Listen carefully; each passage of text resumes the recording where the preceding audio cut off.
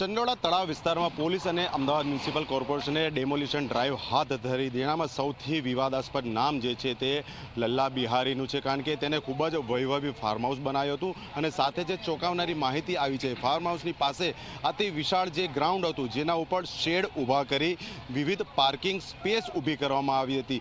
આ જ આખી પ્રક્રિયા અને જે પ્રવૃત્તિ થતી હતી તે અંગેના અહીંયા દસ્તાવેજી પુરાવા હાથ લાગ્યા છે. આપ જોઈ શકો છો જે ડેમોલિશન કરવામાં આવ્યું ફાર્મ હાઉસની નજીક કે જ્યાં કાટમાળ પડેલો છે ત્યાં જુદા જુદા પ્રકારના આ દસ્તાવેજ પડેલા છે કે જેનામાં પાર્કિંગ કાર્ડ છે, એટલે માસિક જે લોકોના વાહનો પાર્ક થતા હતા તેમની પાસેથી જે ભાડું વસૂલવાનો હોય તેનો હિસાબ કિતાબ આ દસ્તાવેજમાં રાખવામાં આવતો હતો. આ ઉપરાંત મહિનાવાળી ગાડીઓ એટલે કે રિક્ષાનો ઉલ્લેખ કરેલો છે, ટુ વ્હીલર છે, જુદા જુદા નંબરો છે તેનો ઉલ્લેખ કરવામાં આવેલો છે કે કયા કયા નંબરના વાહનો અહીંયા પાર્ક થતા હતા. આ ઉપરાંત પણ અન્ય જે વાત કરીએ તો આપ જોઈ શકો છો અહીંયા ટોરેન્ટ પાવરનું ઇલેક્ટ્રિસિટી બિલ છે.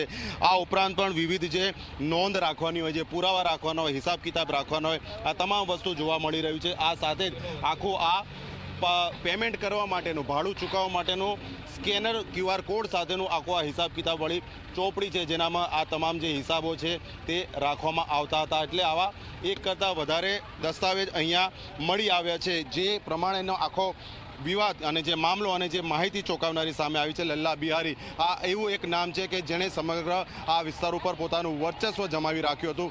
આપણા સહયોગી ઉદયે પણ જાણે કેટલાક દુકાનદારો, કારીગરો સાથે વાત કરી તો તેમણે પણ કહ્યું કે મહિનાનું 11,000 રૂપિયા ભાડું તે વસૂલતો હતો અને લોકોને આશ્વાસન આપતો હતો કે આ વિસ્તારમાં કોઈપણ પ્રકારનું દબાણ કામગીરી હટાવવાની કરવામાં નહીં આવે અને તેના આધારે તે લોકોના વિશ્વાસ જીતી પૈસા રડતો હતો.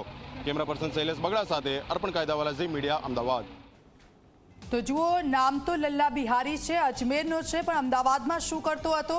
તો કરતો હતો એ કામ કે બાંગ્લાદેશીઓને સાચવવાનું કામ તે કરતો હતો અને તેણે અત્યાર સુધી બાંગ્લાદેશીઓને જે રીતે સાચવી રાખ્યા હતા, કોઈ પણ વ્યક્તિ જો બહારથી આવે અને તેની પાસે કોઈ પણ પ્રકારના ડોક્યુમેન્ટ્સ ન હોય તો એ લલ્લા બિહારીને મળતો હતો અને ત્યાં ઘણી બધી વસ્તુઓ છે લલ્લા બિહારી એ લોકોને પ્રોવાઈડ કરતો હતો.